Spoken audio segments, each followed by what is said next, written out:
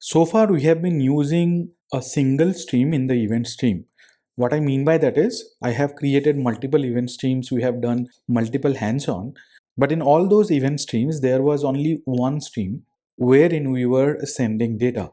But if you know Kafka, or if you know any other streaming platform or streaming ingestion platform, you'd know that there are capabilities to create multiple streams. In Kafka, we create multiple topics in the same cluster so that different data can be sent to those different topics.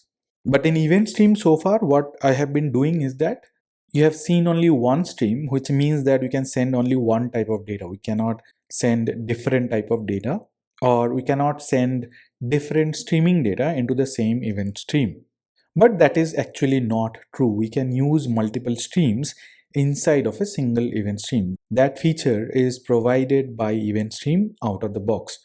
And we do not have to create anything separately, like creation of topics in case of Kafka, creation of Kinesis data streams in case of AWS Kinesis. In Fabric, we use the same event stream to create multiple streams, or we can send data that belong to different streams. Now let's see how does that work. And this is what the architecture is going to be.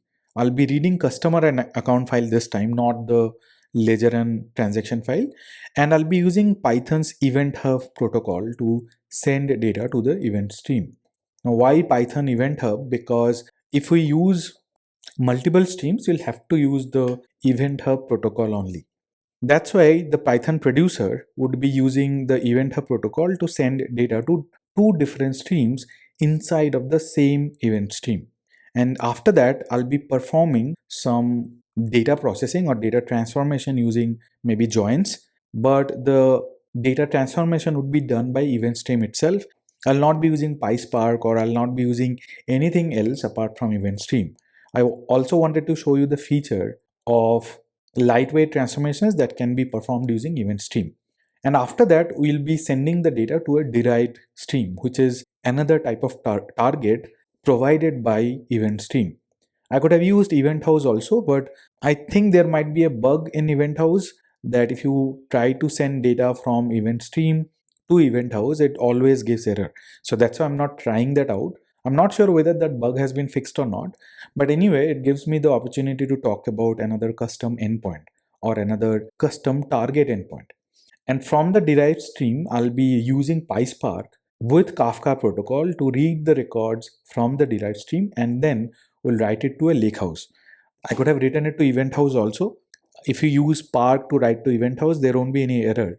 But as we have not discussed Event House yet, that's why I'll be using Lakehouse as the target. So this is what my architecture would be for this hands-on. And I have to do a few things. I'll have to create the event stream. So I'll be creating a new event stream, and I'll have to add multiple sources you see here. And then I'll be performing, or I'll be adding a transformation provided by event stream itself. Now, one thing to note here is that I'll have to provide different schemas. Now, to use different schema, I'll have to define the schemas using the event schema set or event schema registry, which is nothing but the real-time hub. So any one is fine. So these are the steps that we are going to perform. We'll be creating account schema and customer schema either using event schema set or using the event schema registry. And then we'll have to create an event stream with multiple sources. And the moment we create event stream with multiple sources, you are essentially creating event stream with multiple streams. And then we'll be using the event stream transformations. I'll not be using any Spark or any other transformations for that matter. Then I'll be adding derived stream as target from the event stream. And then I'll use PySpark to read data from the derived stream that I define, and then eventually write it to Lakehouse. So this is how the steps of the hands-on would be. It might be a little lengthy, but let's start.